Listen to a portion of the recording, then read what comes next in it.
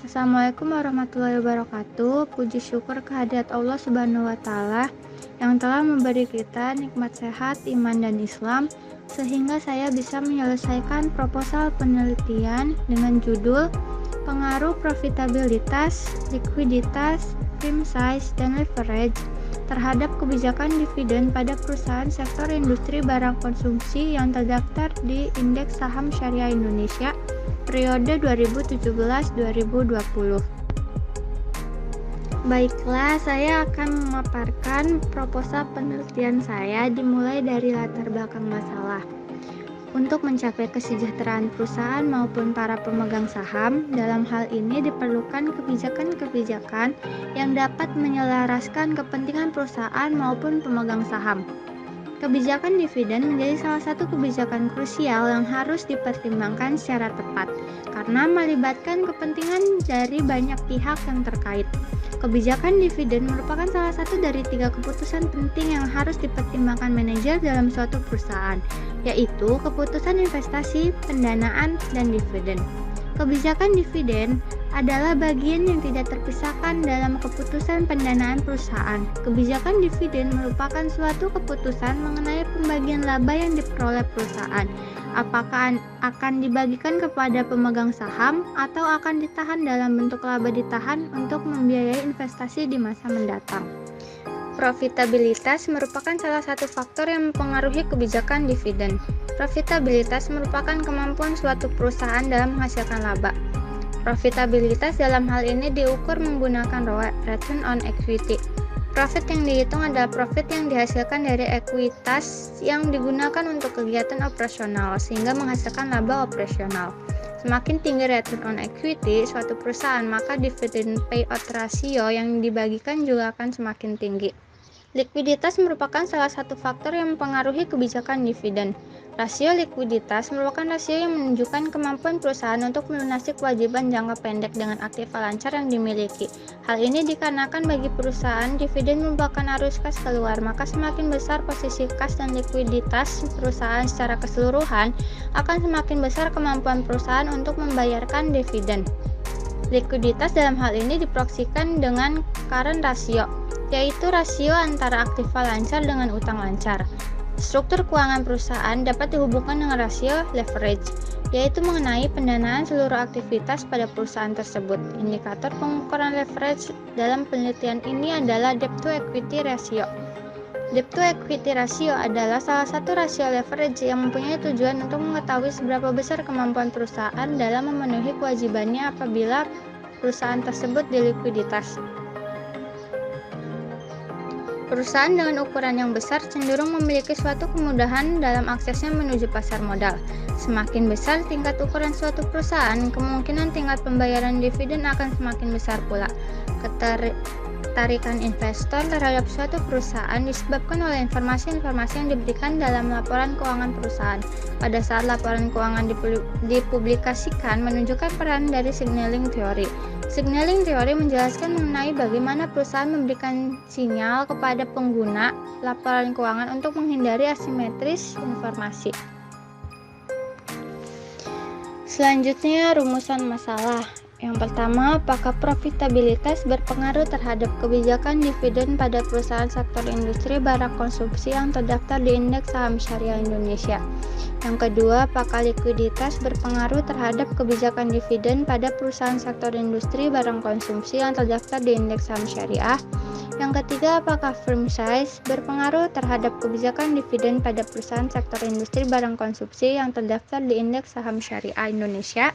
Yang keempat, apakah leverage berpengaruh terhadap kebijakan dividen pada perusahaan sektor industri barang konsumsi yang terdaftar di Indeks Saham Syariah Indonesia?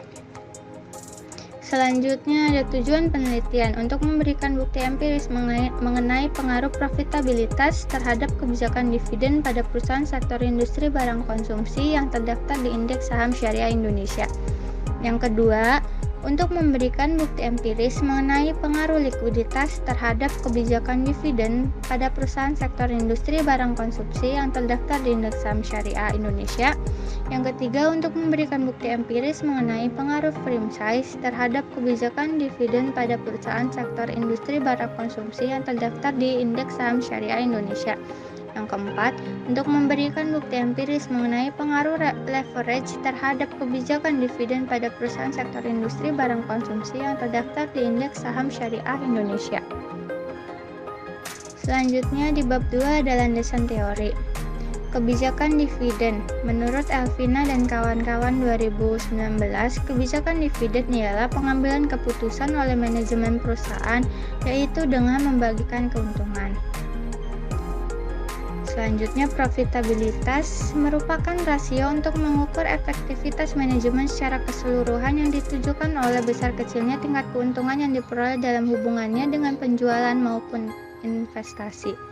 Semakin baik rasio profitabilitas, maka semakin baik menggambarkan kemampuan tingginya perolehan keuntungan perusahaan. Amaldina dan kawan-kawan 2016. Likuiditas adalah ukuran kemampuan perusahaan dalam memenuhi kewajiban jangka pendeknya. Jika posisi likuiditas perusahaan kuat, maka kemampuan perusahaan untuk membayar dividen adalah besar. Mengingat bahwa dividen adalah merupakan arus kas keluar, cash outflow. Dewi 2016. Frame size ialah suatu skala yang dapat mengukur besar kecilnya suatu perusahaan dengan beberapa cara seperti total aset, log size, nilai pasar saham, dan sebagainya. Elvina dan kawan-kawan 2019.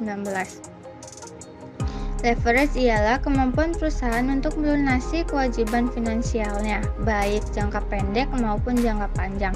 Tingginya presentasi hutang menandakan hutang tersebut semakin beresiko, sehingga semakin tinggi tingkat bunga yang akan dikenakan oleh kreditor. Putri dan kawan-kawan 2020. Selanjutnya, kerangka pemikiran.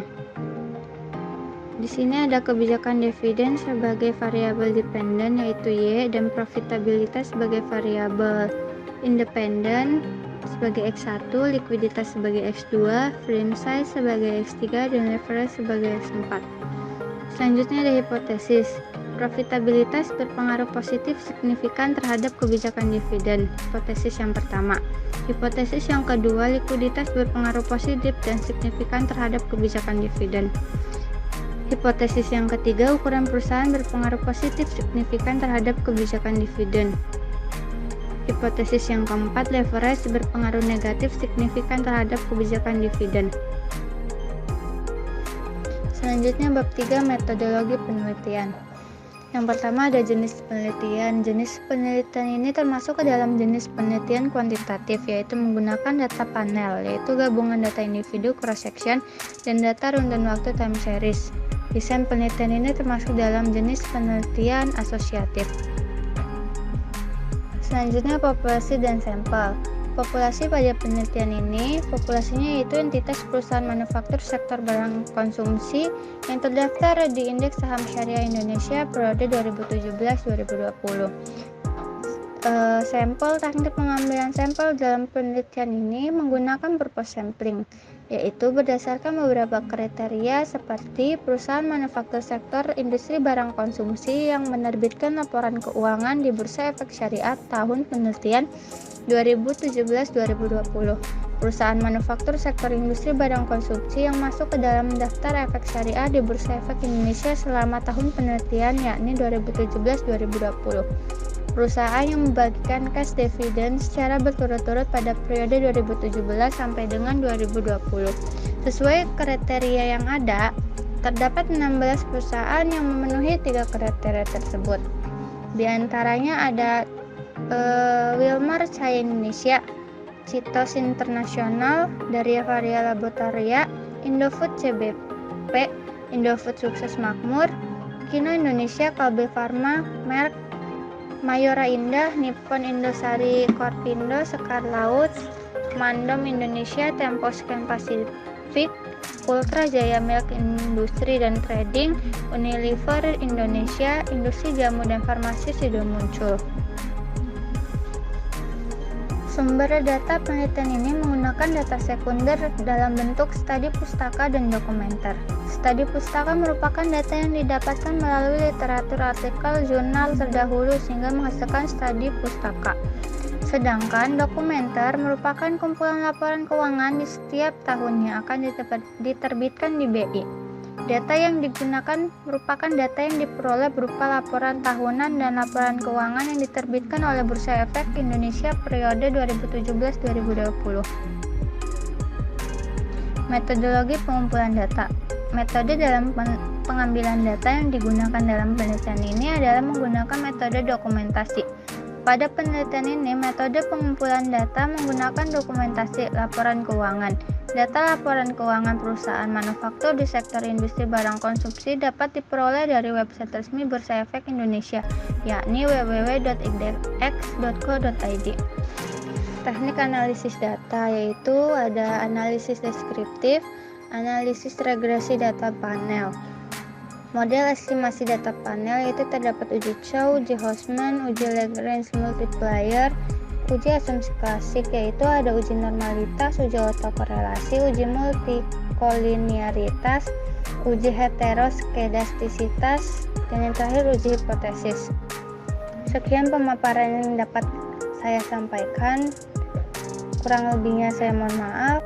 Wabillahi taufiq wal hidayah. Wassalamualaikum warahmatullahi wabarakatuh.